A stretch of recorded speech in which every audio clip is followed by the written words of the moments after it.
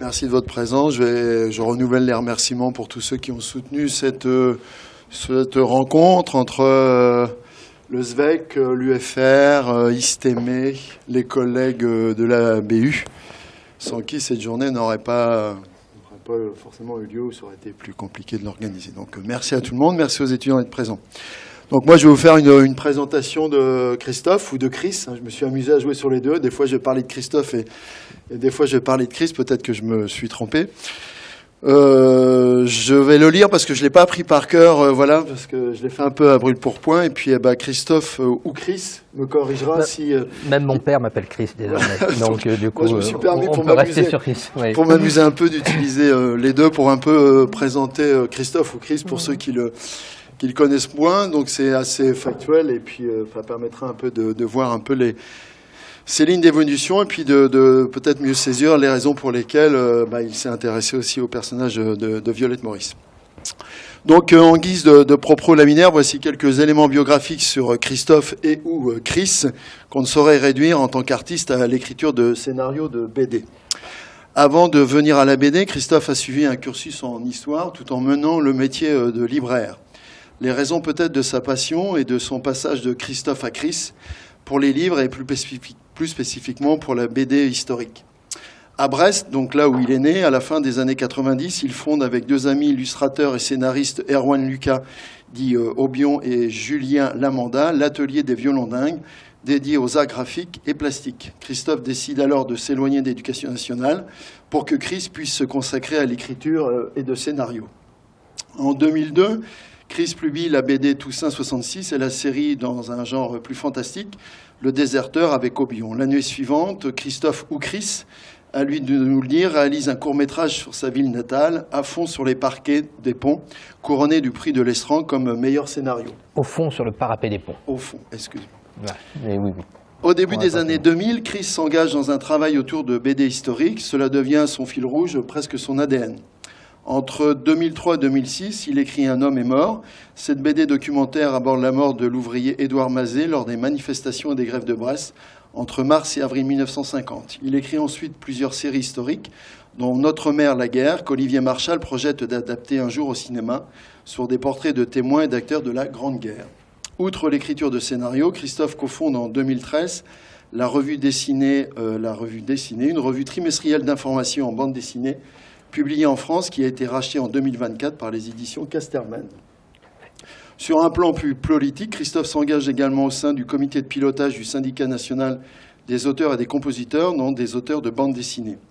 En 2016, il co-scénarise avec Bertrand Gallic Nuit noire sur Brest, septembre 1937, La guerre d'Espagne s'invite en Bretagne, une adaptation de Nuit franquiste sur Brest de Patrick Gourlet. Chez Futuropolis, il scénarise Notre Amérique, un récit d'aventure prévu en 4 volumes sur le parcours d'anciens combattants de la Première Guerre mondiale, embarqués dans la Révolution mexicaine. Avec Bertrand Gallic et Javi Ray, Chris crée en 2018 une nouvelle série autour du personnage historique de Violette Maurice. Notre objet d'étude et de biographie lancé de cette année. Son attrait pour le sport se révèle-t-il à lui-même ? En 2021-2022, Chris, avec le dessinateur Lambil, reprend la série Les Tuniques Bleues, une BD humoristique belge sur les oppositions entre l'armée de l'Union du Nord et l'armée des États confédérés du Sud à l'époque de la guerre de sécession. Ils continuent ensemble avec Du feu sur la glace, le 67e album de la série publié à l'automne 2023.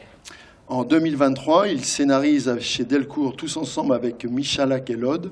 Le livre compte une comédie sociale où un ultra du stade brestois et ses comparses vont tenter de sauver leur club de foot préféré en proie à des difficultés financières, un difficile parcours en Coupe de France. En lien avec sa Bretagne natale, il sort en 2024 Mémoire de chair et de douleur, un album historique qui relate un événement sanglant survenu lors de la Seconde Guerre mondiale. Le scénario s'inspire du massacre de Penguerek du 7 août 1944, où les troupes allemandes ont fusillé et brûlé 42 personnes arrêtées sur place. Force est de constater que la guerre, sa violence et ses acteurs, plutôt ceux d'en bas, qui la subissent, traversent l'œuvre de Chris et plus récemment le sport. En 2025, Chris publie chez Albin Michel la bande dessinée France Profonde, co-scénarisée avec la chercheuse en études cinématographiques Swann Dupont et dessinée par l'auteur belge Elliott. Cette BD historique propose une fiction sur l'industrie du cinéma érotique français des années 70, et plus particulièrement sur la mise en place et les effets de la loi, dite la loi X. Chris s'empare alors des codes empruntés à la comédie et au polar pour restituer ce pan de l'histoire culturelle en partie méconnu. Ajoutons enfin que certaines de ses œuvres ont été traduites, notamment en breton. Enfin, parmi ces nombreuses récompenses, on pourra citer en 2007 le prix RTL du meilleur album pour l'album Un homme est mort, prix du jury œcuménique de la bande dessinée 7 pour le même album, prix France Info de la bande dessinée d'actualité et de reportage. En 2012, le prix Saint-Michel de presse pour Svoboda et Yekaterinbourg, l'été 1918. En 2017, le Grand Prix de la baie des Bretonnes pour Nuit Noire sur Brest. Et en 2018, le prix Jacques Loeb. Nous te remercions de ta présence et la parole est à toi. Donc moi, j'ai pas besoin de micro. Vous m'entendez bien comme ça? Je vais me lever. Ouais, j'aime pas trop. Comme ça va, y compris dans le fond? Ouais, bon. Je vais me lever plus souvent parce que c'est plus agréable pour tout le monde quand même de mieux voir quand je parle. Puis comme ça, au moins, ça me permet de bouger en même temps. Il y a un dernier album qui est important et peut-être pour vous qui le suivez. J'ai fait la première bande dessinée avec Hugo Décrypte, qui s'appelle Histoire de la Russie, Hugo Décrypte la Russie, qui est sorti juste avant Noël, là, qui est aussi documentaire, puisque c'est l'histoire de la Russie, et qui m'a permis de tester beaucoup de choses en récits historiques et documentaires auxquels je réfléchissais depuis pas mal d'années maintenant. Et Hugo, voulant lancer une collection de bandes dessinées, mais ayant été très innovant en matière d'information, voilà, m'ont permis aussi d'innover en matière de bande dessinée. Donc je ne sais pas si vous le suivez, une partie d'entre vous, sur les réseaux sociaux, mais aujourd'hui, c'est ce qui va m'occuper encore pas mal l'année à venir, puisque je prépare un prochain album avec lui à nouveau. Je n'ai pas le droit de vous le dire lequel, mais voilà, c'est aussi l'histoire d'un pays, avec toujours l'idée de mieux comprendre le présent, l'histoire de la Russie, pour comprendre évidemment le conflit en Ukraine. Si vous cherchez un peu dans la géopolitique mondiale, il y a un peu de chance que vous sachiez sur quel pays je vais bientôt travailler. Enfin, il y a deux choix, en gros, et je pense que je vais faire les deux à terme. Mais voilà, bref, on a mangé hier ensemble et on a acté ce livre-là. Donc c'est pour ça que je peux commencer à en parler un petit peu.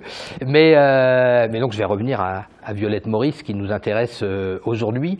Ça fait longtemps que je n'ai pas parlé d'elle, puisque, comme l'a dit Emmanuel, c'est un compagnonnage de 10 ans maintenant avec Violette Maurice, puisque j'ai découvert le personnage en 2016, à un moment où il était, alors là, vraiment méconnu et oublié. Ce qui est moins vrai aujourd'hui, elle est revenue sur le devant de la scène depuis 3, 4, 5 ans à peu près, depuis 2020, à la faveur de différents documentaires, de notre bande dessinée aussi, évidemment, d'un autre roman d'un auteur qui s'appelle Gérard de Cortance, qui s'appelle Femme qui court. Je vous montrerai tout ça tout à l'heure. Mais au moment où je l'ai découverte en 2016, j'en avais jamais entendu parler. Ce qui était étonnant pour quelqu'un comme moi qui a toujours été passionné d'histoire de la Seconde Guerre mondiale et de sport. On va y revenir pourquoi le sport, mais elle rejoignait à peu près tout ce qui m'intéressait depuis que je sais lire. Et donc, à ce moment-là, j'avais peut-être 45 ans, je ne sais plus. Ça faisait 40 ans que je lisais sur cette période et sur l'histoire du sport aussi en général, et j'avais encore jamais croisé le personnage. Ce qui a suffi déjà à m'intriguer et à commencer à aller plus loin sur elle. Mais les deux premiers albums sont sortis en 2018 et en 2019, et le troisième et dernier, tout le monde l'attend depuis 6 ans, et en l'occurrence, y compris le dessinateur et mon co-scénariste, mais c'est pendu à mon enquête, puisque j'ai découvert beaucoup de choses sur elle, inédites, mais qui sont très difficiles à faire passer en bande dessinée, et vous allez comprendre pourquoi, puisqu'on est sur des documents intimes, des documents de famille, qui demandent à être analysés et interprétés, et là-dessus, c'est peu de le dire que ça peut être très subjectif. Alors tout ce que je vais vous raconter ici va souvent ressortir de l'intime conviction, ce qui donc n'appartient qu'à moi, et vous aurez tout à fait le droit de ne pas avoir forcément la même opinion sur le sujet. Sachez aussi que j'ai aucun problème à partager mes trouvailles et mes documents. Donc après cette rencontre, si vous voulez récupérer quoi que ce soit, je fais un copier-coller, je donne à vos professeurs en WeTransfer et vous récupérez ce que vous voulez. Alors en 10 ans, j'ai quand même eu le temps d'amasser pas mal de choses. Et surtout, cette quête d'un personnage au départ totalement historique a fini par percuter totalement ma vie privée, ce qui a son importance aussi dans la création d'un récit. On ne va jamais, finalement, on croit parfois que c'est le hasard qui nous tombe dessus. Finalement, petit à petit, au fur et à mesure où vous avancez, vous vous rendez compte que c'était peut-être pas tant que ça le hasard, mais que vous étiez un peu destiné à être là, en tout cas au bord du quai, au moment où le train est passé. Et quand le train Violette Maurice est passé devant moi en 2016, je suis monté dedans, sans doute pas forcément par hasard, et depuis, en tout cas, c'est un personnage qui a eu beaucoup d'importance, qui continue à en avoir. Encore une fois, vous allez comprendre pourquoi. Évidemment, ça joue du coup dans la façon dont je raconte le personnage, la façon dont je la juge, c'est pas le terme, même si quand on parle d'intime conviction, eh bien, souvent on pense aussi à une forme de jugement, mais en tout cas de la façon dont je la regarde et de la façon dont je me l'approprie. Donc cette présentation, elle ne sera pas forcément une conférence ultra charpentée, elle va suivre comment petit à petit j'ai découvert des choses, comment j'ai été amené à travailler, à réfléchir sur comment la raconter, etc. Et je vais essayer de vous laisser à peu près au même niveau que moi, c'est-à-dire que par moment je m'engage dans une voie et puis tout d'un coup je trouve des choses qui me ramènent totalement en arrière et me font prendre une autre voie, etc. C'est souvent ça la création. Hein. La création, c'est quelque chose d'extrêmement vivant. C'est pas du tout. Je n'écris jamais tous mes albums avant qu'ils soient dessinés, par exemple. Je les écris au fur et à mesure où le dessinateur avance, ce qui est un enfer pour mes dessinateurs et mes éditeurs, parce que ça arrive que parfois ils finissent des pages le vendredi soir et ils savent pas ce qu'ils vont dessiner le lundi. Et moi non plus. Je suis franc, souvent ils m'envoient un mail pour me dire ok, salut à lundi, j'espère que tu sais ce que je vais dessiner lundi matin. Et moi évidemment je fais bien sûr, je suis en train de finir. Et je sais absolument pas en réalité ce qui va se passer. C'est le prix à payer, je pense, pour que les albums aussi aient l'air d'être vivants. J'ai pas envie de réagir à des pages dessinées à partir de quelque chose que j'aurais écrit il y a 1 an, 2 ans ou 3 ans. Hein. C'est la réalité du travail de bande dessinée. Écrire un scénario prend 3, 4, 6 mois. Le dessiner prend 1 an, 1 an et demi, 2 ans. Et donc, en général, souvent les scénarios sont écrits totalement avant qu'ils soient commencés à être dessinés. C'est pas mon cas. Donc ça m'a coûté des fois sur certains albums, d'un point de vue dramaturgique ou narration, c'était pas toujours à la hauteur parce que l'improvisation m'a desservi. Parfois, au contraire, ça m'a permis d'attendre, de trouver des choses au bon moment et de faire évoluer le récit en fonction, et ça avait un vrai impact sur la narration. Et la façon dont j'ai découvert Violette Maurice est arrivée par, je m'en souviens encore parfaitement, c'est cette photo-là, cette première photo que j'ai vue de Violette Maurice. Elle est arrivée parce que, à ce moment-là, en 2016, j'avais une compagne qui était éditrice. Elle l'est toujours d'ailleurs, elle s'appelle Alix. Elle est normande et de pas très loin d'ici. Ça va avoir son importance également. Son berceau familial est à 25 km de Caen, dans le pays d'Auge. Et elle connaissait mon attrait pour l'histoire en général, l'histoire de la Seconde Guerre mondiale en particulier, ou du XXe siècle en tout cas, et puis le sport. Je venais de sortir à ce moment-là, en 2016, avec le même trio d'auteurs, hein, même dessinateur et même co-scénariste, Raviré au dessin, Bertrand Gallic en co-scénario. Je venais de sortir un maillot pour l'Algérie. J'étais venu ici d'ailleurs, exactement dans cette salle, pour en parler. L'album avait très bien marché, avait eu un impact assez important, et du coup tout le monde était partant pour continuer, faire une autre histoire de sport. Et à ce moment-là, on cherchait en fait du coup une histoire aussi forte qu'un maillot pour l'Algérie, qui raconte en gros l'histoire vraie de la première équipe algérienne créée en pleine guerre d'Algérie. Et puis bon, on avait différentes idées, etc. comme ça, mais on s'était pas encore déterminé sur un sujet particulier, jusqu'à ce que donc ma compagne discute avec un ami à elle qui était cinéaste, qui préparait un film sur Violette Maurice, qui ne s'est jamais fait. Hein. Vous n'avez rien raté, mais il ne s'est jamais fait. Mais il lui en parle, et elle revient à la maison, et elle me dit « Putain, t'as déjà entendu parler de Violette Maurice ?» Vu non. Et elle me raconte les grandes lignes de ce qu'elle avait retenu. C'était une grande sportive, mais elle a collaboré, elle a été assassinée par la résistance, etc. Et tout ça. Je dis, ah bon. Bon, je fais ce que tout le monde fait, je vais regarder un peu vite fait sur Internet, je tape Violette Maurice. À ce moment-là, il y avait peu de photos. Hein. En 2016, mine de rien, par exemple, au niveau de ce qui est Gallica aujourd'hui, qui a scanné à peu près toute la presse française et beaucoup de photos, etc. et tout ça, n'était pas aussi actif ou aussi bien rempli, donc il n'y avait pas tant que ça de photos, il n'y avait pas tant que ça de choses, mais il y avait quand même, entre autres, cette photo-là qui apparaissait assez vite. Il suffit de regarder le personnage pour se dire « Waouh, D'où elle sort, elle. Avec ce look, habillée en homme, cette coupe à la garçonne, la clope au bec, l'engin qui sera toujours son engin préféré, hein, la voiture en général, même si elle rêvait a priori d'être aviatrice, on y reviendra. Mais en tout cas, la voiture a sa préférence parmi toutes ses activités. Assez vite, j'attrape donc la base de renseignements qu'on connaît alors sur elle, grande sportive française, la plus grande sportive en termes de titres et de palmarès, hein, c'est la plus grande sportive française de tous les temps. Voilà, il n'y a pas à barguigner, même si elle fait du sport à une époque où le sport féminin est encore embryonnaire, apparaît hein, pendant la Première Guerre mondiale, elle fait partie des toutes premières qui vont pratiquer le sport, donc évidemment la concurrence elle n'est pas la même qu'aujourd'hui. Ça n'empêche qu'elle est dans tous les sports. Souvent quand je parlais d'elle, on me disait « Ah bon mais dans quel sport ?» Et je répondais à chaque fois, mais tous les sports. Voilà, le football, l'athlétisme, à peu près tous les lancers possibles, hein, javelot, disque, poids, etc. Le vélo, la natation, la course automobile, donc vainqueur du bol d'or, etc. et tout ça.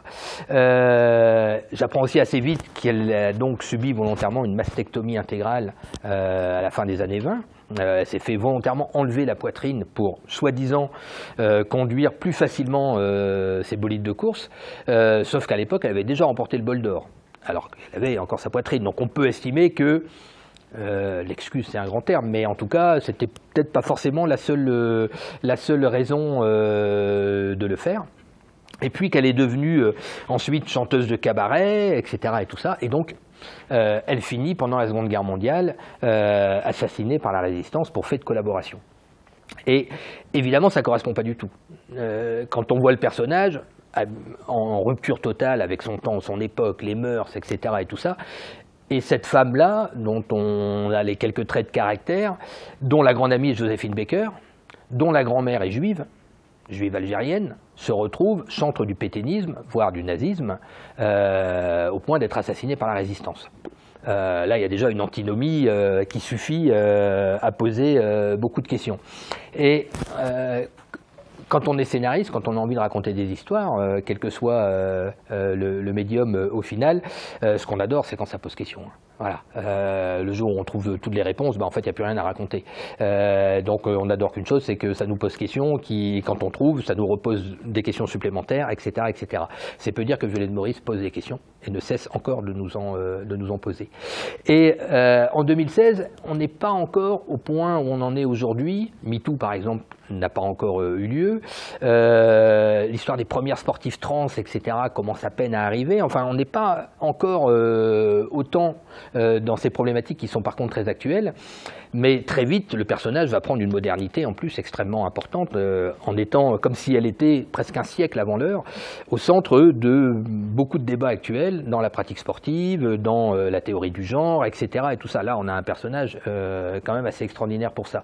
Ce qui fait quand même que malgré tout, assez vite, je me suis dit, pour l'instant, je ne suis pas assez légitime pour en parler. Je ne suis pas une femme, je suis encore moins, je ne suis pas homosexuel, etc. et tout ça. Ça peut paraître un peu bête, la littérature, et peut permettre d'endosser évidemment plein de rôles qu'on n'a jamais vécu ou été. Ça n'empêche qu'il faut prendre le temps quand même pour devenir légitime, et surtout il faut pouvoir travailler avec des personnes ou un minimum interroger des personnes qui eux de l'intérieur peuvent un minimum savoir mieux que vous ce que ça veut dire.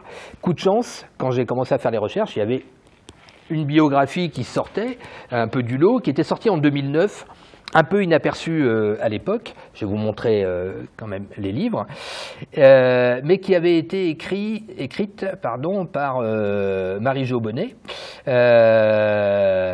Alors je vais vous sortir son livre, voilà, c'est le premier que j'ai lu, donc il est sorti en 2009, Violette Maurice, Histoire d'une scandaleuse.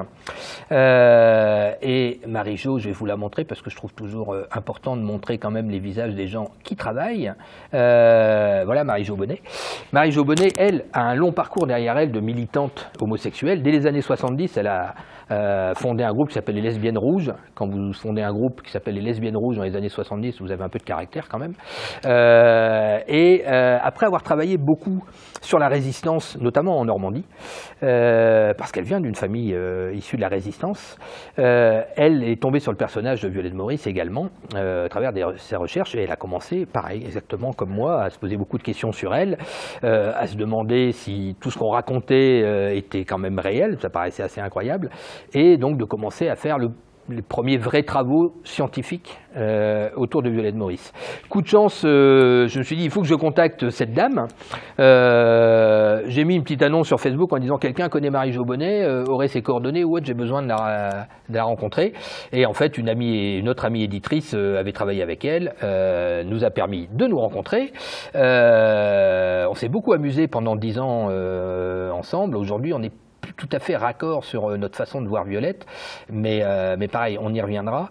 Quoi qu'il en soit, on s'est mis à travailler ensemble, et Marie-Jo m'a apporté à la fois toute la profondeur historique ou la connaissance du personnage, mais aussi ce que ça pouvait vouloir dire d'être une personnalité en rupture avec les mœurs de son époque, dans le milieu homosexuel, etc. Il y avait quand même plein de choses, plein de réactions, de vécus, de ressentis qui pouvaient être intéressants.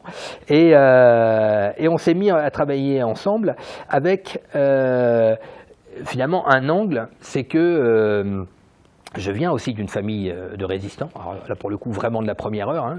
Mon arrière-grand-père a rejoint De Gaulle dès le 19 juin 40, son fils, mon grand-père, est devenu résistant à 17 ans en 1942, etc. Donc je viens vraiment, entre guillemets, du camp d'en face, totalement. Ce qui me permettait quand même d'aller m'intéresser à Violette Maurice, sans être soupçonné de complaisance vis-à-vis de ce qu'elle aurait pu faire pendant la Seconde Guerre mondiale, en tout cas de ce qu'on racontait qu'elle avait fait pendant la Seconde Guerre mondiale. Et sauf que ce qui m'intéresse au bout d'un moment, c'est la fabrique d'un monstre. Je ne crois pas au monstre, comme je ne crois pas au paladin. Justement, j'ai connu de l'intérieur via ces aïeux que j'ai bien connus, hein, mon grand-père et mon arrière-grand-père. Je sais comment ils ont vécu la résistance et la France libre en tant que simples combattants, même s'ils ont été de tous les coups les plus tordus possibles.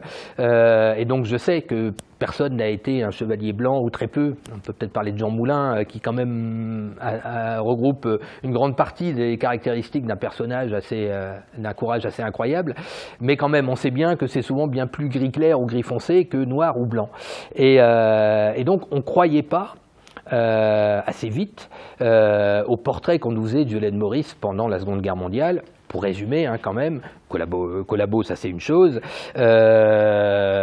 nazi carrément, qui a rejoint la Gestapo française, qu'on appelle la Gestapo de la rue Lauriston, qui était parmi, si tant est qu'il y ait une échelle du pire, mais qui était quand même la pire police politique française qui travaillait pour les Allemands, menée par deux types fort peu recommandables, Bonny et Lafont.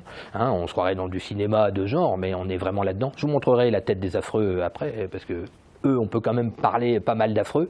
Elle a donc travaillé pour eux, où elle était en charge de la torture, notamment des femmes. Avec, on trouve des détails très complaisants dans à peu près tous les autres livres qui sont consacrés à Violette Maurice, dont je vais vous montrer un florilège, où les titres annoncent quand même à peu près de quoi on parle. L'honneur ratatiné d'une athède lesbienne, par exemple, de Christian Gury, La péniche sanglante du même, qui raconte, on y reviendra, mais un assassinat, enfin Violette Maurice qui a tué un homme sur sa péniche avant-guerre. On va y revenir ça après. Violette Maurice, la gestapiste, de Jean-Émile Nomet. Violette Maurice, la hyène de la Gestapo. Alors c'est important, hein, c'est pas seulement la hyène de la Gestapo, hein, c'est la hyène de la Gestapo. Voilà. Le haut en moins appuie encore plus sur l'aspect haineux qu'on peut avoir vis-à-vis de lui. Du même auteur, La Diablesse, la véritable histoire de Violette Maurice, etc., etc.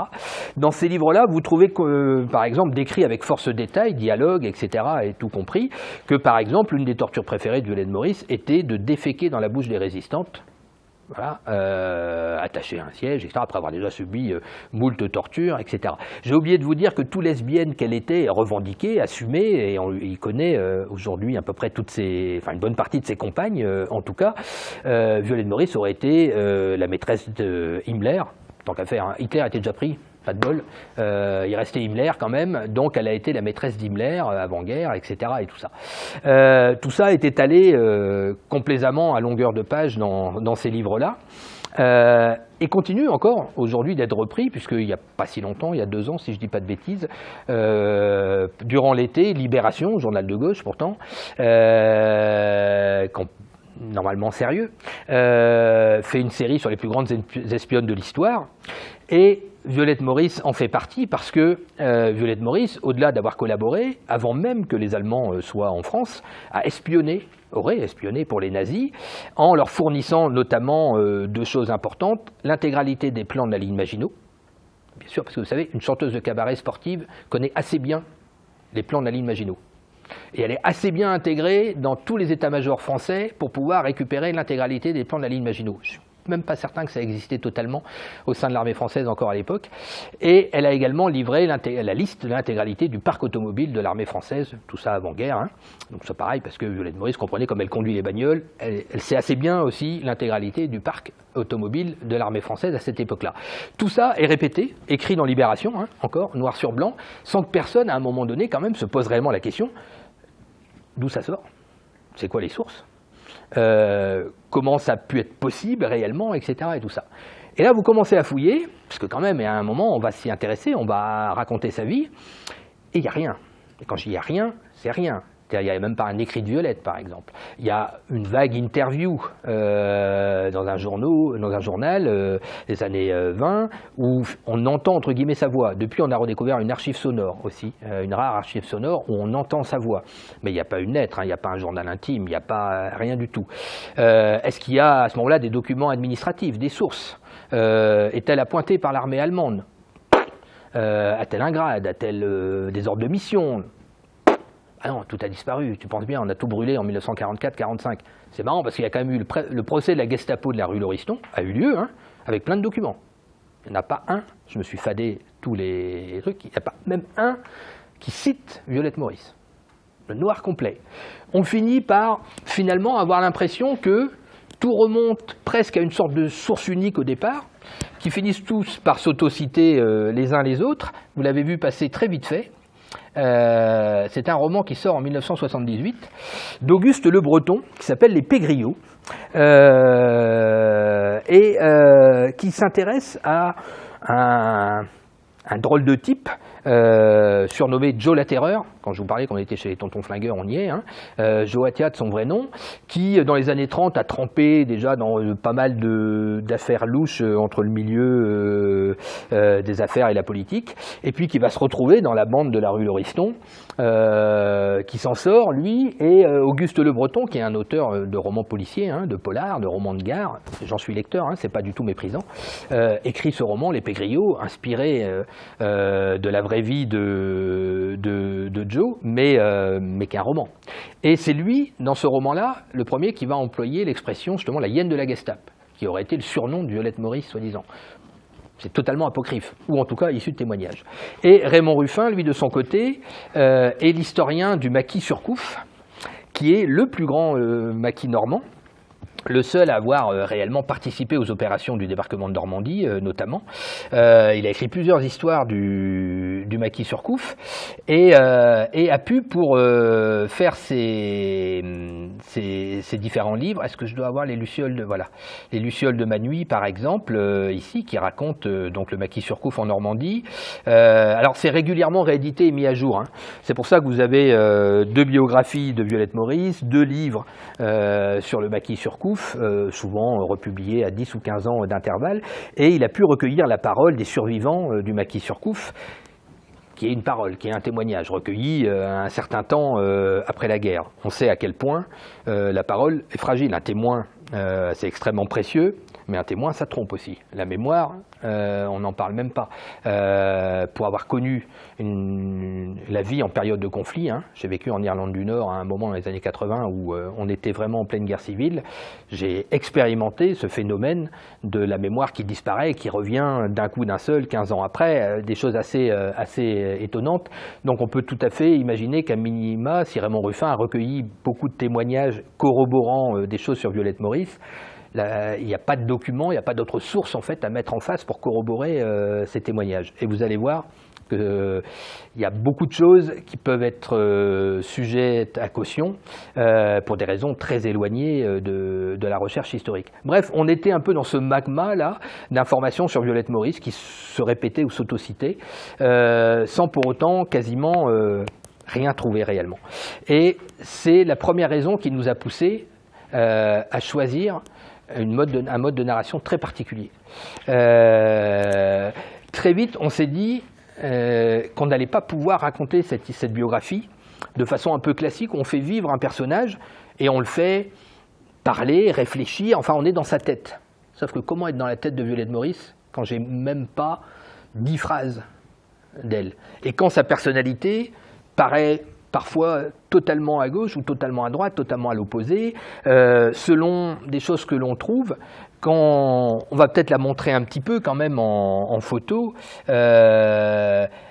Violette Maurice, est-ce que c'est ce personnage jeune lorsqu'elle est encore sportive et dans les années 20-30 qu'on va découvrir ici en photo? Alors je vous en envoie, j'en ai plein en double, hein, mais voilà, on a des très belles photos d'elle là à la natation, ici quand elle s'habillait encore en femme, ici à la boxe, voilà, toujours à la boxe, en plein entraînement.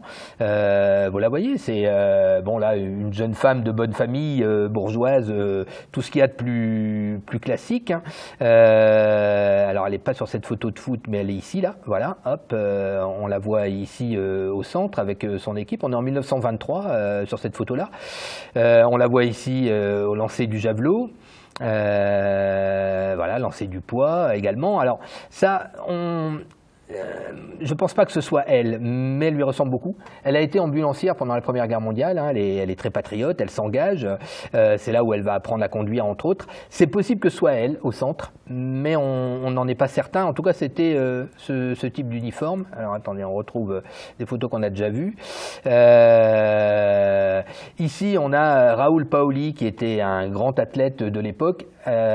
C'est le seul véritable amour masculin qu'on connaîtrait à Violette. Alors, ils ont été très proches. Est-ce que c'était une sorte d'amitié amoureuse? On n'a jamais trop su, mais en tout cas, on a souvent dit que c'était son compagnon, ils s'entraînaient ensemble, etc. et tout ça. Bon, on n'a pas plus de preuves que ça par rapport, au contraire, à ses amours féminins. Mais en tout cas, voilà, Raoul Paoli est là et est assez important dans la vie sportive de Violette Maurice dans les années 20. On la retrouve encore ici, etc. On a ce personnage-là, assez lumineux. Là, on la voit, c'est avec une baronne là, qui sponsorise le sport féminin. Est-ce que c'est ça, Violette Maurice, sa vérité? Ou est-ce que c'est ce qui a souvent été montré? Alors, cette photo-là, par exemple, est-ce que c'est ça, Violette Maurice, où on la montre au bras d'une jeune femme dans un cabaret un soir, maquillée, habillée vraiment en homme et avec une tête presque de parrain mafieux, hein. Voire pire, et cette photo-là, vous allez la voir ressortir presque systématiquement quand on parle de Violette Maurice, agent de la Gestapo, on sort cette photo-là. Sauf que cette photographie, elle date de 1937. Moment où la Gestapo, il n'en est absolument pas question, et où elle sort de garde à vue pour avoir donc assassiné un légionnaire sur sa péniche, un légionnaire qui l'aurait agressé, hein. Donc elle a été innocentée, elle a eu un droit de légitime défense, donc elle a eu un non-lieu, mais au moment où on prend cette photo-là, elle n'a pas dormi pendant 24 heures, elle vient de tuer quelqu'un, elle est dans les locaux de police. Voilà. Ça n'empêche que, vous pouvez la voir sur Internet, cette photo-là sert à illustrer quasiment systématiquement les articles sur Violette Maurice, agente de la Gestapo. Et donc, si on doit la faire vivre, nous, dans la bande dessinée, si on doit la faire parler, etc., on la fait parler comment? Comme elle, agir, réagir comme elle, ou comme la jeune femme qu'on a vue. Évidemment, il se passe 20 ans entre les deux, mais ça n'empêche, est-ce qu'elle est vulgaire ou est-ce qu'elle est ultra sensible? On a les deux témoignages, hein. On a des témoignages qui la décrivent comme extrêmement sensible, prompte aux larmes, par exemple, et pas n'importe qui, hein, Jean Cocteau, par exemple, qui est un grand auteur de théâtre, qui a écrit plusieurs pièces de théâtre sur la péniche de Violette. Ils étaient très amis tous les deux, et il l'a décrit comme étant relativement prompte à s'émouvoir, on va dire, quand elle était énervée ou en colère ou déçue. Vous la voyez, on la voit là quand elle est artiste de cabaret. Elle chante des chansons d'amour, hein, du chant lyrique. Sa chanson la plus connue s'appelle Gisèle. C'est une chanson d'amour à une certaine Gisèle. On va y revenir à Gisèle, elle est importante. Mais à ce moment-là, on sait juste que c'est une chanson d'amour. On ne sait même pas si le personnage de Gisèle est réel ou pas, mais on a en tout cas un personnage d'une grande sensibilité. Ou est-ce qu'on a le personnage de Violette, est-ce que je l'ai devant son garage, passionné de voitures et de mécanique.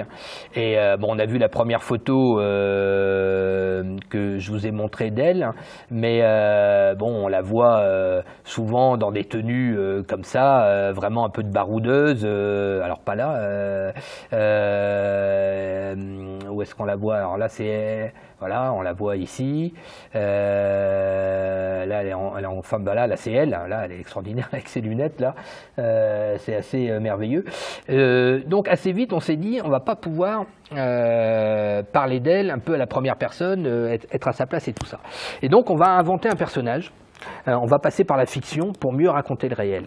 On a inventé un personnage qu'on a baptisé Lucie, qui est le seul personnage totalement imaginaire de cette histoire, dont on a bâti toute une biographie fictive également. Je vais vous montrer des pages où on voit, j'ai sorti, parce que le récit s'ouvre avec elle, c'est pas anodin, hein, il ne s'ouvre pas avec Violette Maurice, mais il s'ouvre avec le personnage de Lucie, qu'on voit ici, qui est une avocate juive, défroquée par les lois de Vichy pendant la Seconde Guerre mondiale, devenue résistante, dont les parents ont disparu après la déportation, et qui décide en 1945, à la fin de la guerre, non pas de remettre sa robe d'avocat, mais de devenir détective privé. En gros, d'ouvrir une officine de recherche des personnes disparues. Et Dieu sait si, en 1945, il y en a des personnes disparues, hein, pas qu'un peu, notamment, évidemment, toutes les personnes déportées dans les camps et qui ne sont jamais revenues. Et c'est en faisant des recherches sur des personnes disparues qu'elle va retrouver Violette Maurice, puisqu'on découvre le cadavre de Violette Maurice après son assassinat. On le retrouve qu'un an plus tard, enterré dans une mare, hein, avec les autres personnes qui ont été assassinées avec elle. Donc on extrait les corps, c'est comme ça qu'on va comprendre qu'il s'agit de Violette Maurice, puisque elle s'est fait enlever la poitrine, c'est ce qui va permettre de l'identifier. Et dans notre histoire, Lucie a connu Violette Maurice jeune. Elles étaient adolescentes ensemble dans un couvent. On a fait exprès qu'elles se soient rencontrées jeunes et qu'elles se soient plus vues depuis, en gros, que Violette Maurice ait 17-18 ans. Là, c'est des images de leur enfance, parce que c'est le moment où Violette Maurice entre dans l'histoire. C'est-à-dire, on sait à peu près ce qu'a fait Violette jeune, on connaît sa famille, on sait qu'elle a été en couvent, etc. On sait qu'elle a commencé le sport, mais les premières photos qu'on a d'elle, les premières traces dans les journaux commencent quand elle a donc 17-18 ans, enfin une vingtaine d'années. Avant, on n'a rien, on ne sait pas vraiment ce qu'elle a vécu. Donc on en a profité, on a imaginé qu'elle avait une super amie, et qui n'était pas seulement une amie, hein, Lucie, qu'on voit ici. Ensuite, elles se sont perdues de vue depuis la Première Guerre mondiale. Et c'est seulement en 1945, dans notre histoire, que Lucie, découvrant ce qui est arrivé à Violette Maurice, ne comprend pas comment son amie d'enfance a pu devenir une collabo, le genre de personne responsable de la disparition de ses parents. Et elle va décider d'enquêter sur elle. Vous l'aurez peut-être compris déjà, mais notre Lucie à nous, c'est un peu Marie-Jo Bonnet. Voilà, c'est un peu l'historienne qui cherche, qui trouve pas pendant longtemps, mais qui cherche. Dans notre histoire, Lucie est également homosexuelle, hein, comme Violette, comme Marie-Jo, ce qui lui donne évidemment un prisme particulier dans ses recherches. Elle sait ce que ça veut dire d'être vilipendée pour... alors elle est juive en plus, hein, donc elle a une espèce fait partie d'une double population vilipendée pour ce qu'elles sont, non pas pour ce qu'elles ont fait. Voilà. Et c'est vraiment ce personnage qui va, au gré de nos propres découvertes à nous, évoluer dans l'histoire. À chaque fois qu'on trouve des choses, ça va impacter le récit, et Lucie va les découvrir également. Ce qui fait que je ne sais pas encore. Dans le tome 3, on est à la moitié. Je sais maintenant la fin du récit. Mais jusqu'à encore il y a 1 ou 2 ans où j'ai fait mes dernières découvertes, je ne savais pas ce qui allait se passer dans le tome 3 parce que je ne savais pas ce que j'allais découvrir. Voilà. Donc je ne savais pas ce qu'allait vivre mon personnage de Lucie. Mais ce qui a fait tout le sel du récit, parce que du coup on raconte des choses que croit Lucie à un moment, elle pense découvrir certaines vérités, et puis finalement ces vérités sont battues en brèche par des nouvelles découvertes, etc., etc. Donc le récit est en permanence un aller-retour entre Lucie en 1945-46 qui enquête, et des flashbacks à partir de ce qu'elle découvre dans la vie de Violette pour mieux comprendre. À partir de là, le récit est relativement chronologique. Je dis relativement parce qu'il reste un point focal autour duquel tout le récit s'organise, c'est l'assassinat de Violette Maurice. Parce que tout part de là. L'assassinat de Violette Maurice, il a lieu le 26 avril 1944 sur une petite route normande, pas très très loin d'ici finalement, entre Épeigne et Lieuret. Et cet assassinat qu'on va mettre en scène, on va le mettre en scène plusieurs fois dans la bande dessinée. On va le mettre en scène plusieurs fois parce que les versions, et c'est peu de le dire, divergent sur ce qui s'est réellement passé ce jour-là. Dans le tome 1, la première fois où on met en scène cet attentat, pas un attentat, hein, c'est un piège dans lequel tombe Violette Maurice et elle va être assassinée, c'est la version la plus répandue, communément répandu, et qu'on trouve, entre autres, dans les livres de l'historien Raymond Ruffin. Vous voyez qu'on a changé un peu la couleur du récit, tout d'un coup on est passé un peu une sorte de voix off, un truc un peu sépia, et un lettrage un peu marron, comme des lettres d'archives ou des vieux documents. Tout ce qui est raconté là, dans cette voix off, c'est vraiment ce qui est raconté dans les livres donc de Raymond Ruffin et repris encore régulièrement partout. Comment s'est passé cet assassinat? Violette Maurice est recherchée pour des faits de collaboration et d'espionnage pour le compte des nazis. C'est les services secrets français à Londres, on appelle le BCRA, qui envoie un ordre au maquis Surcouf demandant l'exécution de Violette Maurice à abattre immédiatement et par tout moyen. C'est le texte de ce télégramme, agent de Violette Maurice, responsable des régions M1, M2, M4. Ces régions M1, M2, M4 couvrent à peu près le quart nord-ouest de la France. Donc, ce qui fait de Violette Maurice, officiellement, l'espionne en charge du quart nord-ouest de la France pour confondre la résistance française pour le compte des nazis. Grosso modo, ça veut dire ça. Donc, c'est une ponte de la collaboration et du contre-espionnage nazi, d'après ce télégramme du BCRA. Le maquis Surcouf monte un commando d'une dizaine d'hommes, aux mains de Robert Leblanc, je montrerai les photos, qui est le chef du maquis Surcouf, qui est un homme qui est un peu le Napoléon de la résistance normande. Il a créé le maquis Surcouf dès le début de l'occupation, il a monté petit à petit, et donc il devient un des maquis les plus importants de Normandie en 1944. Il regroupe à peu près 300 hommes, certains clandestines, qui vivent clandestinement en forêt, d'autres qui sont mobilisables à tout moment pour des opérations. Ils vont monter un commando d'une dizaine d'hommes parce qu'ils ont appris que Violette Maurice, grâce aux dames du téléphone qui travaillent pour elle, à l'époque, vous savez, le téléphone, ça passe pas directement, ça passe par un central qui dit, voilà, je voudrais avoir le 33 à Asnières. Bon, on vous passe le 33 à Asnières, mais on peut écouter. Et ils ont su que Violette Maurice va dans un petit village qui s'appelle Beuzeville, où elle fait du marché noir avec un charcutier qui s'appelle Bailleul. Tout ça existe encore. Enfin, la charcuterie s'appelle plus Bailleul, mais la charcuterie elle existe encore. Et donc, ils vont décider de l'attendre au petit matin. Elle arrive dans sa conduite, sa traction noire. Je vous rappelle qu'on est chez la Gestapo, donc les bagnoles sont noires et ce sont des tractions. Et ils l'attendent sur le bas-côté. Il y a un guetteur sur l'arbre ici, là, le petit arbre avant, un petit peu une centaine de mètres avant le croisement. Le commando attend ici, Violette Maurice arrive comme ça. Ce guetteur est muni d'un pistolet, il doit tirer un coup de feu pour signaler l'approche de Violette Maurice, et à ce moment-là, ils vont la mitrailler.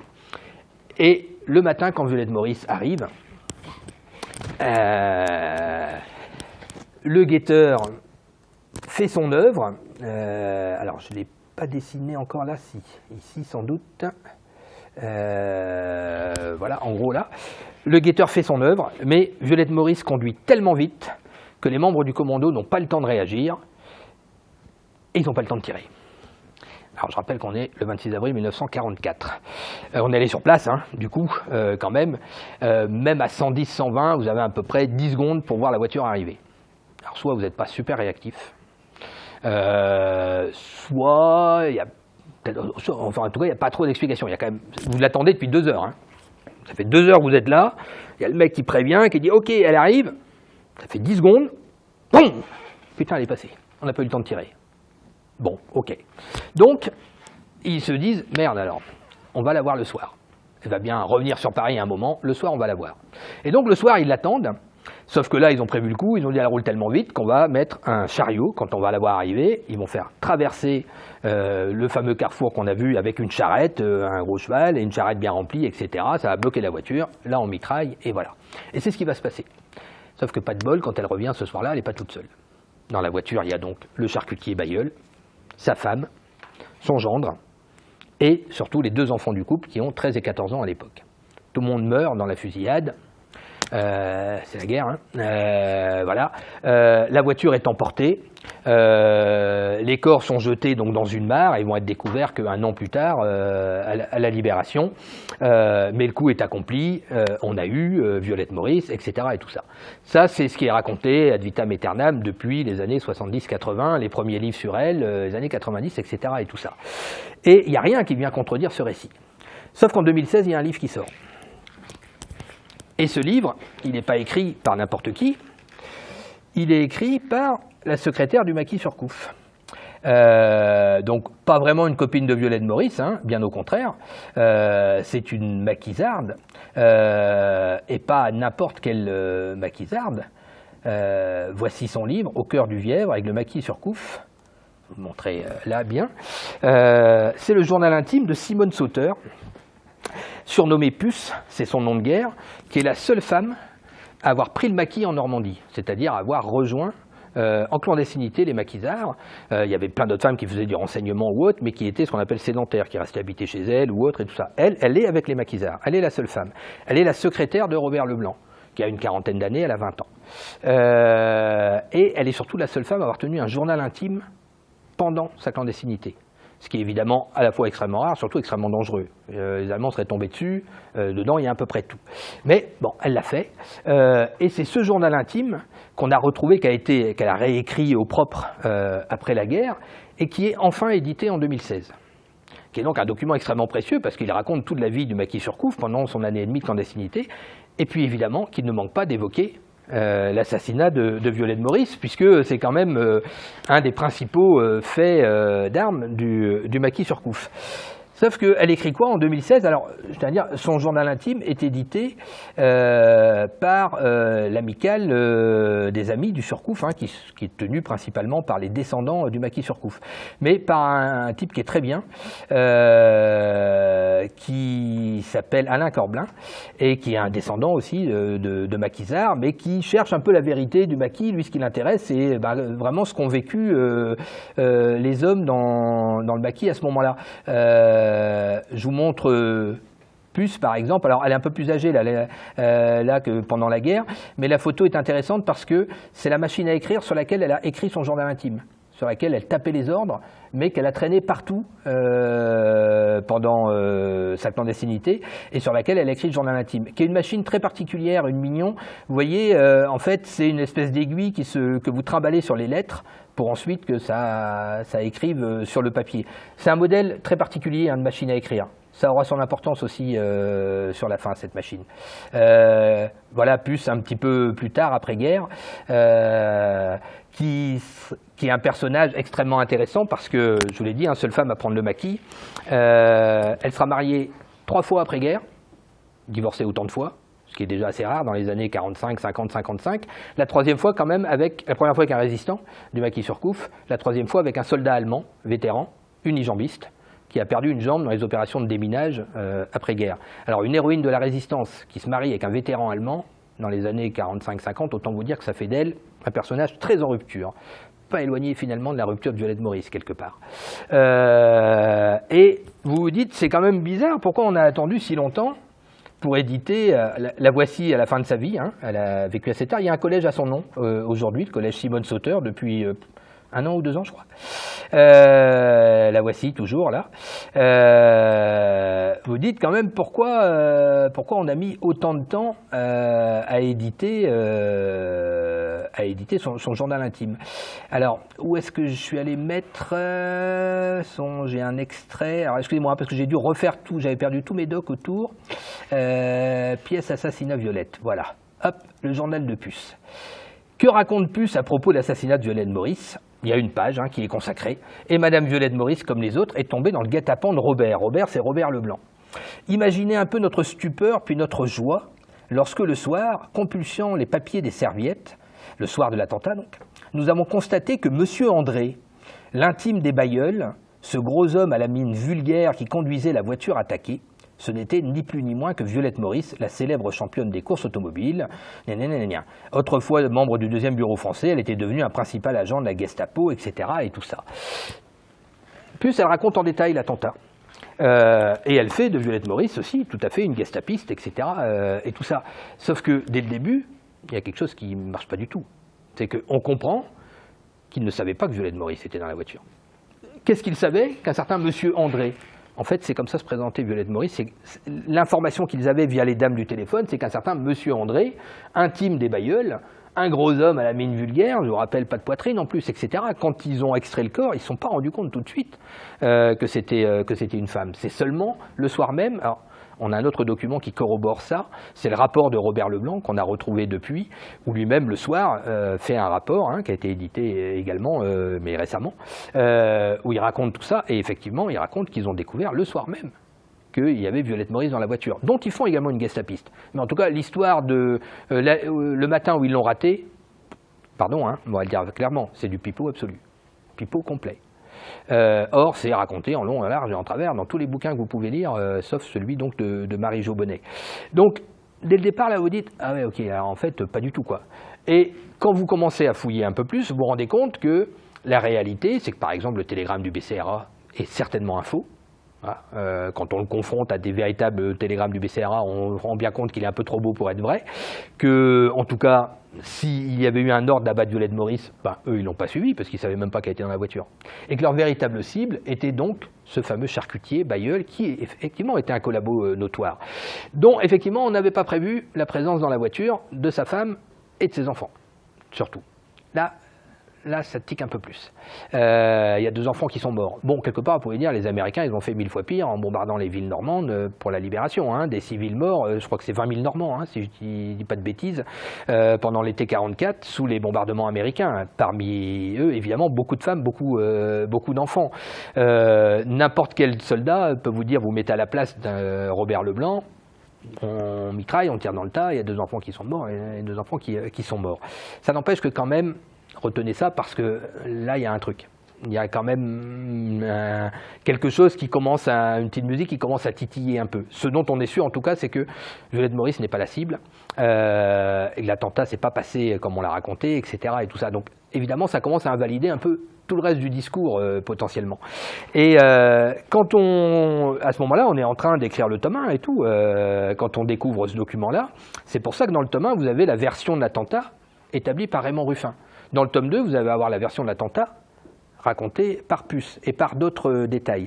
Mais on commence à ce moment-là, encore plus en discutant avec Marie-Jo, qui elle, même si elle est une historienne de la résistance au départ, qui vient aussi d'une famille de résistants, finalement commence à avoir une sympathie de plus en plus forte pour Violette Maurice, en tant que militante homosexuelle, etc., de comprendre qu'elle a peut-être eu le dos très large, pour dire, quand le soir même, les résistants se rendent compte que, ah mais attends, ils ont Violette Maurice dans la voiture, considérée encore une fois comme une gestapiste, là c'est un gros poisson.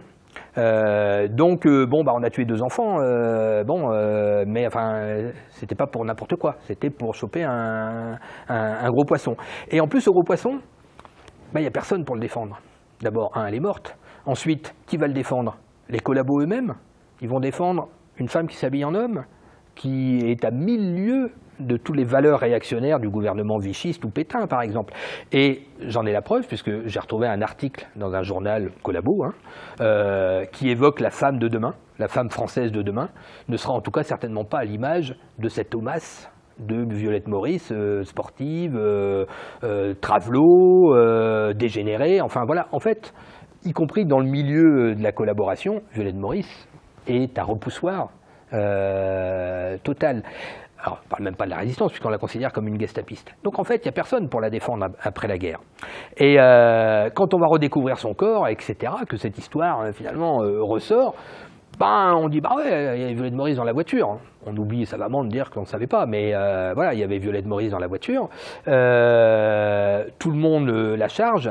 Je raconte souvent, quand vous travaillez sur les études historiques les plus récentes sur cette période, un peu la façon dont on a fabriqué l'histoire de la résistance et de la collaboration. Pendant longtemps, c'était très noir-blanc. Tous les années de Gaulle, il y avait quand même la France qui avait résisté, et puis la minorité de dégénérés et de salopards qui avaient collaboré. On sait bien depuis que c'est quand même un peu plus complexe que ça, mais notamment la façon dont on a traité les femmes, tant dans la collaboration que dans la résistance, est intéressante. En 1940, dans les prisons françaises, ça doit être 5% à peu près de détenus de droit commun qui sont des femmes. Pour les faits de collaboration, on est quasiment à parité. Comme si les femmes avaient finalement 10 fois plus collaboré que d'avoir fait de n'importe quel autre crime, là où les hommes non. Je cite souvent, je ne connais pas un homme tondu à la Libération. Pourtant, des soldates allemandes, il y en avait en France. Des histoires d'amour entre des citoyens français masculins et des soldates allemandes, il y en a certainement eu également. Il n'y a pas d'hommes tondus. Celles qui sont tondues à la Libération pour fait de collaboration horizontale, notamment, comme on disait, c'est-à-dire d'avoir couché avec des Allemands, quelle qu'en soit la raison, amour, intérêt, prostitution ou autre, elles ne sont pas passées au travers. Les résistantes, qui ont été extrêmement importantes, on a donné le droit de vote aux femmes en 1945, c'était pas pour rien, enfin, ça n'empêche que très vite, il y a des femmes politiques, dans les premières élections d'après-guerre, il y a un certain nombre, je crois que c'est 20% d'élus, ça descend très vite, jusqu'aux lois sur la parité. Très très vite, les femmes sont beaucoup moins présentes aux commandes, etc. Et leur rôle dans la résistance est extrêmement minimisé. Puce dont on a parlé tout à l'heure, si on a attendu 2016 pour éditer son journal intime, on le sait, puisqu'on a découvert sa correspondance à Puce, etc. C'est notamment parce que les hommes du maquis Surcouf en avaient une vision très misogyne. Qu'est-ce qu'ils disaient principalement ? Petit 1, tu vas tirer la couverture à toi. Voilà, toi tu t'es pas battu, alors tu étais clandestine et tout, mais toi tu t'es pas battu, c'est écrit comme tel, toi tu t'es pas battu. Ce qui est évidemment faux, puisqu'elle est risquée comme les autres s'ils étaient attrapés, la déportation, etc. Et surtout, elle était considérée comment ? Je vous rappelle, elle est la secrétaire du patron du maquis, elle a 20 ans, il a 40 ans, et c'est écrit texto, ce ne sont pas mes termes, c'est la pute de Robert Leblanc. D'accord ? Sauf que Robert Leblanc, il est marié avec une résistante, il a des enfants, mais sa femme, elle n'est pas dans le maquis, elle est sédentaire, elle reste, elle fait du renseignement, etc., mais elle n'est pas dans le maquis avec Robert Leblanc. Et Robert Leblanc et Puce se sont toujours défendus de ça. On a, pareil, des témoignages où Puce dit « oui, on a raconté plein de choses sur Robert et moi, il n'y a jamais rien eu, c'est juste qu'il faisait de l'asthme et que je devais dormir à côté de lui pour pouvoir lui donner ses cachets quand il faisait sa crise d'asthme. » C'est texto. Alors, on a super envie d'y croire. Mais pourquoi pas, après tout ? Pourquoi pas ? Elle-même le dit, et vous aurez compris qu'elle n'a pas spécialement peur de ce qu'elle est. Mais bon, ça n'empêche que c'est là. Et puis, quand vient l'idée d'éditer son journal intime, Robert est partant. Sauf que Robert va mourir très vite dans un accident de voiture, après la guerre. Malheureux pour un tel héros, mais voilà. Et donc, Simone Sauter reste toute seule, avec une partie de la mémoire du maquis, mais avec cette image. Quand même, deux jeunes femmes qui étaient, en gros, la mignonne du patron, dont, évidemment, l'ancienne femme, elle porte pas spécialement Simone Sauter dans son cœur. On a aussi ces lettres-là, vous verrez comment on les a découvertes, mais ça fait partie des choses que nous-mêmes détenons.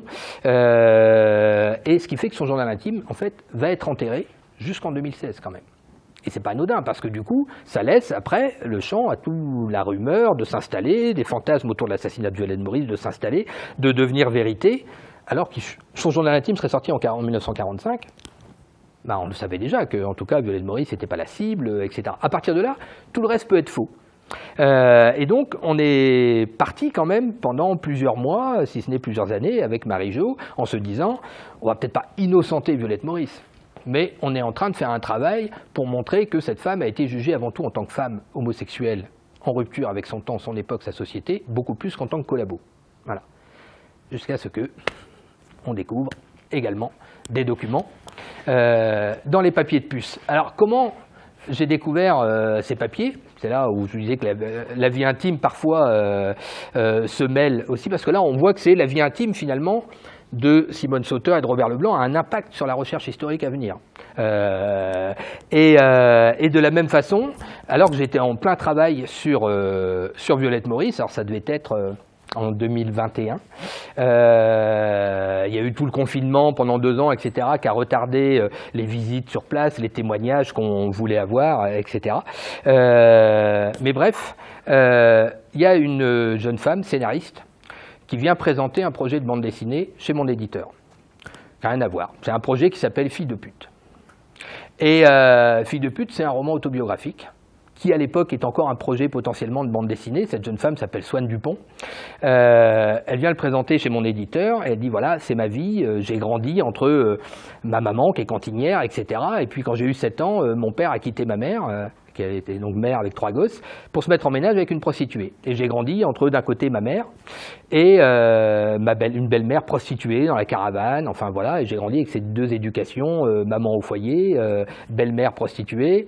Ça a beaucoup influencé sur ma vie, ma sexualité, tout ce qu'on voudra, etc. Et en fait, c'était écrit avec une langue, une histoire, enfin, un truc assez extraordinaire. À tel point que son éditrice dit « Ouais, super, on va le faire ». Et puis, à la fin de cette première réunion, alors qu'elle se disait au revoir, elle lui demande ce qu'elle allait faire et Swann répond en fait, je vais lire le journal intime de mon arrière-grand-tante qui vient juste d'être édité. C'est une grande résistante normande, machin, elle avait pris le maquis en Normandie et tout ça. Et l'éditrice tilte tout de suite, elle dit attends, ton arrière-grand-tante là, c'était Puce, Simone Sauter. Alors Swann l'a regardé, elle dit bah oui, comment tu connais mon aïeul, toi? Ah attends, je vais appeler quelqu'un. Quelqu'un, c'était moi. Et évidemment, elle me dit ça, elle me dit écoute, sous les yeux là, j'ai l'arrière-petite-nièce de Puce. Puce n'a pas eu d'enfant. Par contre, elle a élevé la grand-mère de Swann, et presque en ligne directe, alors que, vous l'aurez compris, la famille de Swann, famille relativement dysfonctionnelle par plein d'aspects, je vous l'ai dit, Puce, elle était devenue poète après-guerre et tout ça. Swann est devenue scénariste pour le cinéma. C'est la seule, un peu en droite ligne dans tout ça, qui écrit également et tout ça. Donc évidemment, elle s'intéressait. Et moi, dans mes recherches sur Puce, je fouillais quand même le personnage, essayais de comprendre un peu tout ce qui pouvait avoir un impact sur les recherches avec Violette Maurice. Par un hasard extraordinaire, j'ai retrouvé la machine à écrire sur laquelle Puce, je vous ai montré la photo, hein, on avait sa photo, etc. Un jour, j'allais dire que la recherche historique, un journaliste de Ouest France qui m'avait interviewé, qui habitait à Quimper, me dit j'ai un type dans l'association de parents d'élèves, il dit qu'il est le petit-fils de l'assassin de Violette Maurice. Alors, t'es à Quimper, le truc se passe en Normandie et tout. Petit-fils de l'assassin de Violette Maurice, après tout, il ne sera jamais que le 10e qui revendique. Bon, j'ai lu à peu près plein de choses sur comment s'était passé exactement autrement l'assassinat. Je lui dis, par acquis de conscience, je vais aller le voir. Et quand je suis descendu à Quimper pour le voir, le premier truc que le mec a sorti, il dit voilà, mon grand-père faisait partie du maquis sur Couffe, c'était un margoulin de première bourg. À la fin du conflit, il était breton, son groupe était tombé à Lorient, il s'est réfugié en Normandie, il avait rejoint le maquis sur Couffe. À la fin de la guerre, il est rentré à Orly où ils habitaient, avec un vélo et une machine à écrire. C'était le vélo de Puce et la machine à écrire de Puce, soi-disant donnée par Puce. Et il a disparu en 1946 en abandonnant ma mère, qui était une enfant qui avait 4 ans à ce moment-là, sa femme qui était handicapée. Il tenait un bordel apparemment, et il a disparu corps et bien, on n'a jamais retrouvé. Donc mon grand-père était un connard, mais c'était un héros de la résistance, et donc j'ai sa machine à écrire, machine à écrire sous les yeux, j'avais la machine à écrire de Puce. Donc j'ai pu authentifier, on a les photos, même il y a des marques d'usure, etc. et tout ça. Donc quand mon éditrice a appelé pour me dire ça, je lui ai dit attends, c'est incroyable parce que moi j'ai la machine à écrire de Puce, sur laquelle son aïeul a écrit son journal intime, etc. et tout ça. Évidemment, avec Swann, on s'est rencontrés, et là, j'ai dit, t'as pas des archives familiales? Tout ça, au-delà du journal intime, il reste pas des trucs. Swann me dit, j'ai demandé à ma grand-mère, du coup, voilà, si elle a gardé quelque chose, on va voir la grand-mère, et la grand-mère nous dit, les yeux dans les yeux, hein, non, Puce m'a dit de tout brûler après sa mort. Elle est décédée en 2012, je crois, un truc comme ça, quoi. Ah, j'ai dit non, c'est pas tout brûlé quand même. Ah bah si, elle m'avait dit, donc j'ai tout brûlé après sa mort. Bon, on est rentré bien mari, tout ça, jusqu'à ce que quand même, au bout de quelques jours, Swann se dit, attends, elle me dit des conneries. Et donc elle retourne la voir, elle dit, t'es sûr que t'as vraiment brûlé tous les papiers de Puce? Bon d'accord, j'ai pas brûlé tous les papiers de Puce. Les papiers de Puce, ils sont là. Et dans ces papiers, il y a des choses effectivement qu'on aurait pu brûler, mais qu'on n'a pas brûlé.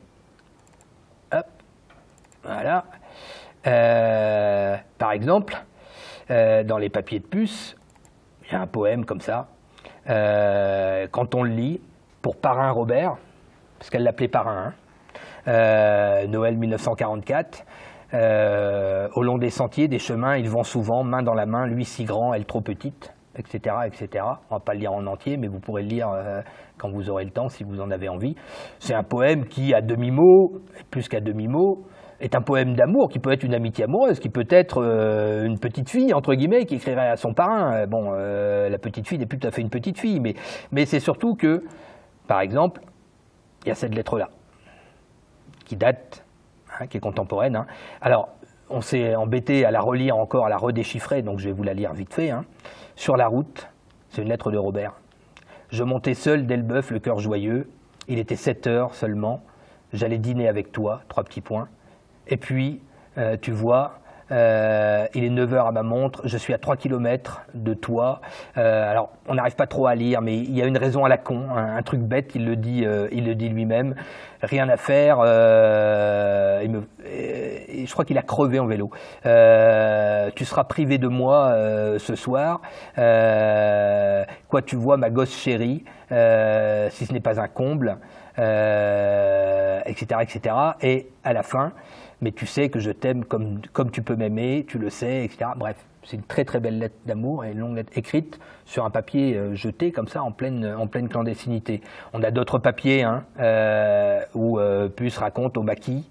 Il disait aussi, c'est Robert, tu comprends, si les gars croient que tu es ma maîtresse, ils n'essaieront pas de te toucher, car ils sont privés de femmes. Je comprenais ce point de vue, mais quand j'ai voulu qu'ils disent à Madame Leblanc la vérité, il n'a pas dû le faire, il retardait toujours. Un jour, j'ai désiré parler moi-même à sa femme, je devais la rencontrer au cimetière, il nous a empêchés.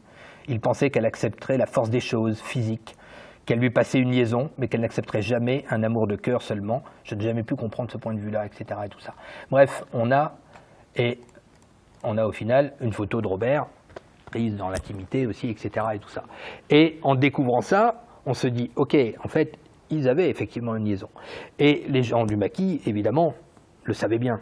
Faut pas se leurrer. Ce qui fait que quand Robert Leblanc meurt après-guerre, Puce, elle n'a plus de protecteur. Elle n'a plus de protecteur et elle est vue, donc je vous l'ai déjà dit, entre guillemets, comme la petite pute de Robert Leblanc. Et celle-là, elle n'a pas attiré la publicité à elle. Qu'est-ce qu'elle va raconter dans son journal intime? Qu'est-ce qu'elle va raconter dans son journal intime, cette nana? Voilà, parce que c'est ça qu'ils se disent. On a les lettres, on a les lettres. Et donc, son journal intime ne va pas sortir jusqu'en 2016. Et c'est tout bête. Mais à cause de ce truc-là, qui est d'un ordre totalement privé, laisse la place après à tous les fantasmes sur ce qui s'est passé et à raconter tout ce qu'on veut sur Violette Maurice. Et donc, ce qui est un peu terrible, c'est que dans l'histoire, on a l'impression que ces deux personnages, on ne peut plus opposer, Violette Maurice d'un côté et Puce de l'autre, la collaboration, la résistance, la femme qui est Violette Maurice, la femme qui est Puce, etc. et tout ça, sont malgré tout vilipendés de la même façon par les hommes, même si c'est des hommes de différentes parties, etc. et tout ça. Néanmoins, dans les papiers de Puce, il y a aussi autre chose. Et là, ça concerne Violette Maurice. Et là, alors qu'on aurait pu se dire, bah tiens, on commence à avoir un peu le fin mot de cette histoire et de tout, pourquoi on a raconté n'importe quoi sur Violette Maurice. Hop, élément à charge. Alors, ça c'est l'interrogatoire d'Ali, témoignage rue des Saussets. On a par exemple ce témoignage, toujours adressé à Robert Leblanc. Mon commandant, je regrette que Violette Maurice n'ait pas eu avec elle l'appareil que je voudrais récupérer. Tant pis. Je m'en console en pensant que justice a été faite de ce monstre humain.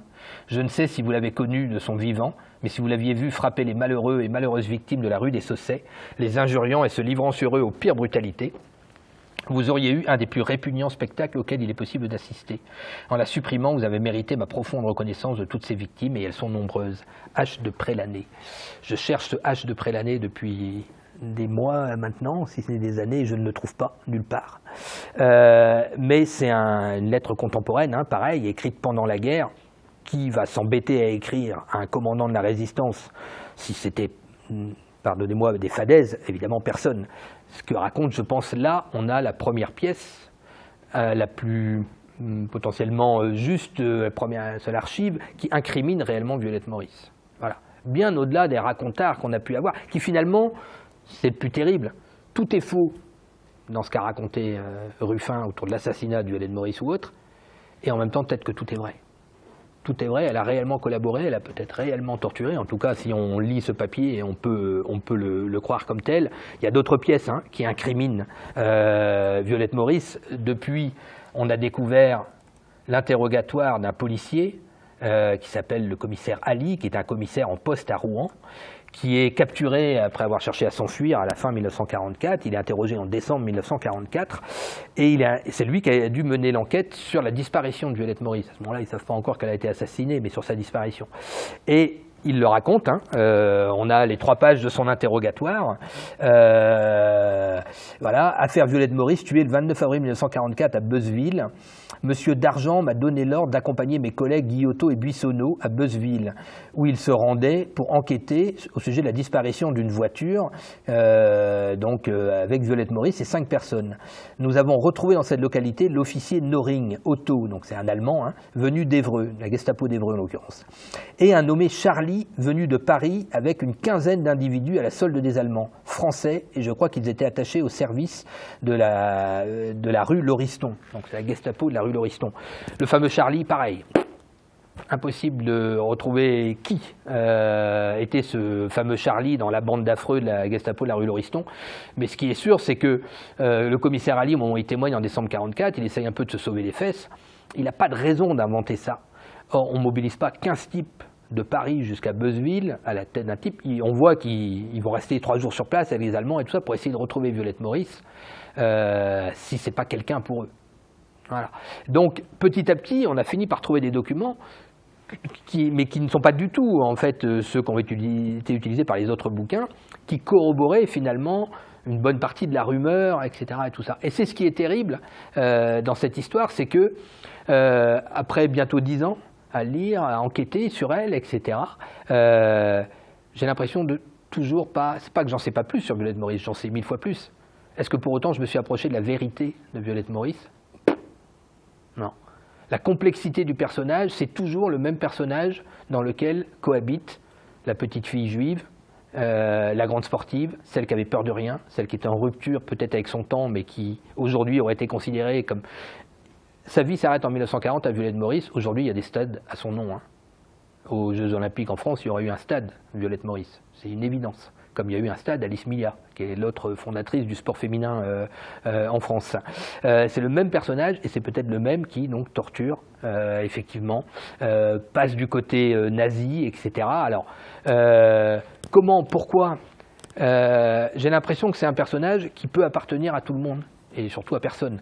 Mais vous êtes militante homosexuelle, vous pouvez tout à fait la récupérer parce qu'elle a eu ce courage d'être. Vous êtes militant antifasciste, vous pouvez la récupérer comme repoussoir. Vous êtes militant sportif, vous êtes voilà. Bref, vous pouvez la récupérer ou s'en servir comme d'un repoussoir. En fait, tout le monde s'en sert et souvent en la réduisant. Or, un auteur, lui, il n'est pas là pour réduire les gens dans des archétypes. Contrairement à ce qu'on croit, on dit souvent quand on écrit des histoires, il faut des archétypes, etc. et tout ça. Pas si on fait du récit historique et si on est un peu honnête ou sincère. On cherche une vérité, encore une fois, parfois inaccessible, ou qui pose plein de questions et on aimerait moins que de se poser des questions. Mais la réalité, c'est qu'un auteur, il doit bien montrer la complexité du monde. Et là où on est aujourd'hui, en 2026, vous voyez bien que le monde, on essaye quand même de le réduire de plus en plus en 2 camps, sans aucun problème, voilà, d'un côté ou de l'autre. Et c'est de plus en plus difficile, d'ailleurs, de dialoguer entre des gens de sensibilité opposés, vous le voyez bien via les réseaux sociaux ou autres, alors qu'en réalité, les humains sont complexes. Et le rôle d'un auteur, le rôle de quelqu'un qui raconte une histoire, votre rôle dans les semaines et les mois à venir, et je crois que vous l'avez compris, parce qu'on a eu une discussion déjà à Repas de Midi, vous l'avez déjà bien compris, c'est de montrer cette complexité, de ne pas réduire les gens à ces archétypes-là. Si c'est un personnage secondaire qui doit apparaître 30 secondes, c'est pas grave, il faut un méchant, voilà, vous prenez Dark Vador, mais même Dark Vador est bien plus complexe, et on l'a bien vu. Et ça, c'est la réalité de l'humanité. Aujourd'hui, j'ai toujours pas la réponse à ce qu'est Violette Maurice. Et pourtant, bon, il y a encore d'autres choses que je pourrais vous montrer. C'est juste que je sais que de toute cette histoire, finalement, il y a un roman qui est sorti le 8 janvier dernier qui s'appelle Fille de pute. Swann vient de sortir son premier roman. C'est pas devenu une bande dessinée, mais c'est devenu un roman. Et son prochain roman sera sur son aïeul, sur puce, hein, et donc elle va commencer à enquêter partout en Normandie, etc. On a récupéré sa machine à écrire auprès du petit-fils qui l'avait récupéré à un festival de bande dessinée il y a 2 ans. Et c'était évidemment, ça aurait pu être une forme de point final à ce travail, mais que je dois encore terminer, puisqu'il me reste 20 pages à écrire sur le tome 3. Mais voici la vraie machine à écrire de puce récupérée aujourd'hui. Vous le voyez, on a pris la photo au moment du festival. Et puis voilà Swan à côté. Et puis il y a aussi 2 bébés qui sont nés de toute cette histoire et de toute cette rencontre. Puisque, donc, vous l'avez compris, Swan est devenue ma compagne. On a 20 ans de différence, exactement comme Robert Leblanc et Puce. La première photo que Swan a prise de moi, je suis au lit, comme Robert Leblanc, comme ça, en train de fumer une clope.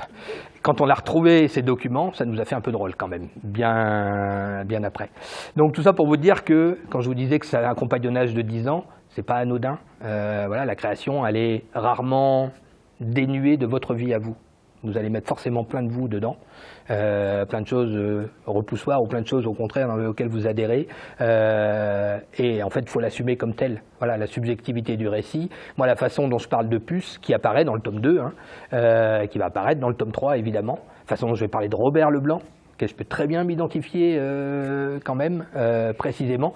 Vous savez, je ne vais pas vous spoiler quelque chose, mais ma fin à moi, parce qu'à un moment donné, il faut bien que je conclue quand même. Coupable, pas coupable. Le tome 1, il s'appelle Première comparution. Le tome 2, il s'appelle Seconde comparution. Le tome 3, logiquement, il va s'appeler Verdict. Donc il y a un moment, on la condamne ou on ne la condamne pas, Violette Maurice. Et dans mon histoire, Lucie, qui est Marie-Jo Bonnet et moi mêlés finalement, le dernier personnage qu'elle rencontre, c'est Robert Leblanc. Par-delà la mort, la bande dessinée, elle nous permet ça. On est en 1946, dans la bande dessinée, Robert Leblanc vit encore.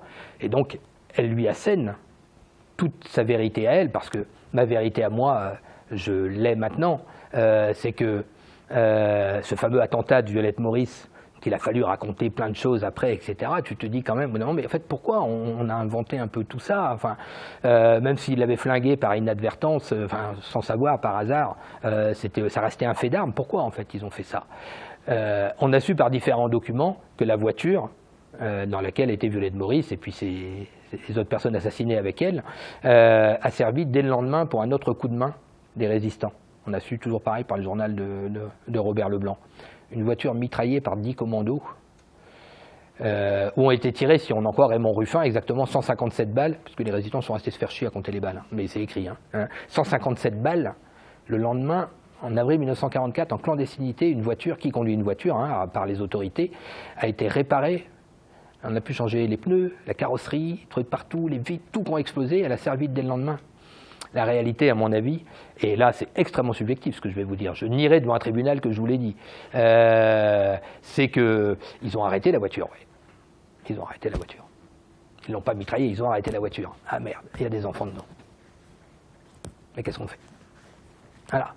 Et ils ont fait malheureusement ce qu'ils avaient sans doute à faire à ce moment-là, dès lors qu'ils avaient décidé de flinguer le commerçant Bailleul, ça c'est certain, c'était lui la cible, et les autres personnes avec lui. On est presque à peu près certain que ou les enfants n'étaient pas morts, ou en tout cas qu'il a fallu exécuter les personnes. Et que ça, par contre, dans la légende dorée, alors que, vu de chez nous aujourd'hui, on serait capable de comprendre ça, de dire bah oui c'est la guerre, c'est voilà, puis ça. Et bah pour autant on est en 2025, je lis encore sur les réactions sur des forums ou autres, mais pourquoi vous parlez de cette grognasse, de cette nana, intéressez-vous aux gens bien ou autre et tout ça. Non, ça m'intéresse de savoir comment on fabrique les monstres. Ça m'intéresse, ça m'intéresse de comprendre les monstres parce qu'ils ne sont pas des monstres, comment ils en sont arrivés là, ça m'intéresse. Et la légende des chevaliers blancs de la résistance, moi je préfère apprendre ce qu'ont dû faire mon grand-père, mon arrière-grand-père, voilà, des êtres vivants qu'on fait avec ce qu'ils ont pu faire à l'époque, et comme Robert Leblanc, plutôt que d'apprendre une espèce de légende dorée. Et à mon avis, c'est ça. Sauf que ça reste une analyse et une interprétation subjective. Je le mets dans la bande dessinée, je peux tout à fait avoir un procès. Surtout que les héritiers du Surcouf, en général, sont, et c'est logique, très actifs à la mémoire, et ils ont mérité ces maquisards. Donc la seule façon que j'ai trouvée, c'est que ce soit Lucie, mon personnage imaginaire, qui assène ça à Robert Leblanc. Et Robert Leblanc va se contenter de la regarder, c'est pas un hasard, mais il a amené d'où il est originaire, Robert Leblanc, à Saint-Étienne-l'Allier, où il était un petit commerçant. Hein, on a les photos de son commerce de l'époque. Il était épicier, hein, c'était pas un grand soldat, héros de la Résistance, il était un petit épicier réformé, parce qu'il était souffreteux avant la guerre, etc. Et tout ça. Et c'est là où il y a le monument aux morts du Surcouf, où il y a à peu près un tiers des maquisards qui sont morts à l'été 1944, pendant les combats ensuite qui ont suivi le débarquement de Normandie. Et donc Robert Leblanc, c'est ce qu'il dira à Lucie, il dit « ça c'est votre vérité, moi ma vérité elle est là, c'est les noms sur le monument ». Voilà.